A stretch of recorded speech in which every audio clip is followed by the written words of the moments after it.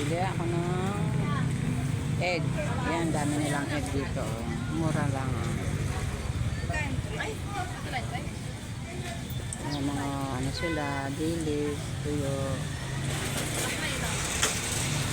Yan. May mga chicharon pa sila.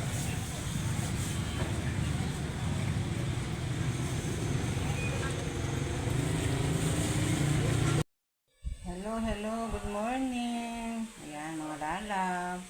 Today is Monday morning. Ito, nag-prepare ako ng ating lulutuin. Ayan. Ito, nakapamalengke na ako mga lalab. Kamusta nga yung mga lalab ko dyan?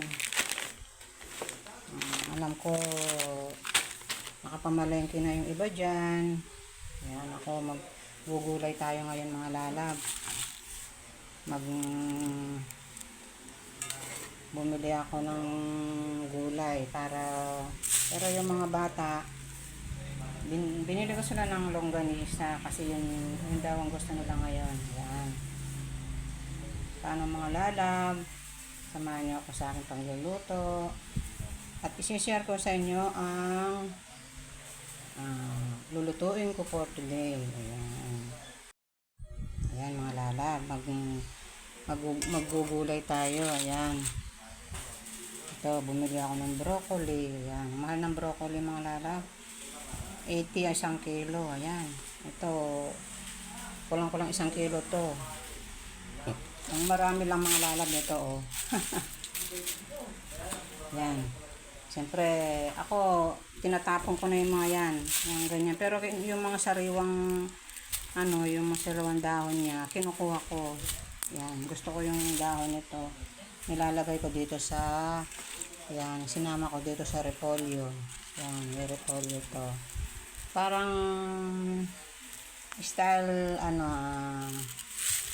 chop suey. Ayan.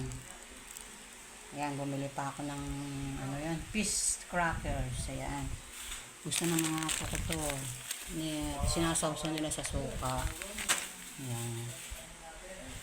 At ito, nakapagsaing na ako.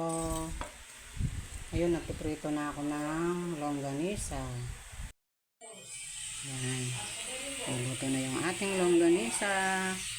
Yan, magigisa na tayo ng gulay na chop suey. Ayan. Hello mga lalab. Ito yung ating chop suey. Yan. Chop suey with broccoli and carrots. And cabbage. Ayan. May cabbage yung ating chop suey. Ayan. Lagyan natin ng